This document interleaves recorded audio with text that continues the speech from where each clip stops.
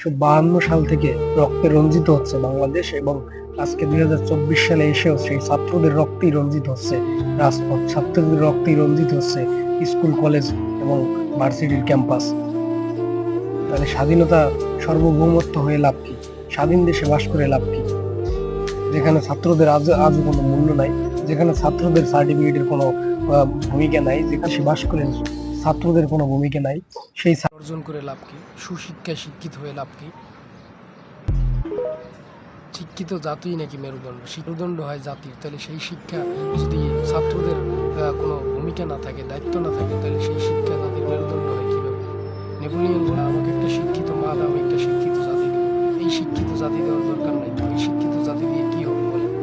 যে শিক্ষার কোনো সার্বভৌমত্ব নাই, যে শিক্ষার ছাত্রদের কোনো দায়িত্ব জ্ঞানই নাই, তাদের কোনো ভূমিকা নাই, তাদেরকে গুলিবর্ষণ করে, তাদেরকে রক্তাক্ত করে, তাদেরকে লাঠিচার্জ করে, তাদের উপর হামলা করে, তাদেরকে ক্যাম্পাসের ভিতরে আটকে রাখা হয়, তাহলে এই শিক্ষায় শিক্ষিত হয়ে লাভ কী?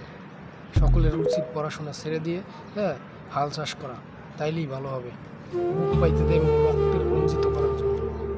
ছাত্রদের যদি এভাবে নিপীড়ন করা হয়, তাহলে কিসের কিসের সার্বভৌমত্ব, কিসের স্বাধীনতার বাংলাদেশ, কিসের সবুজ শ্যামল বাংলাদেশ?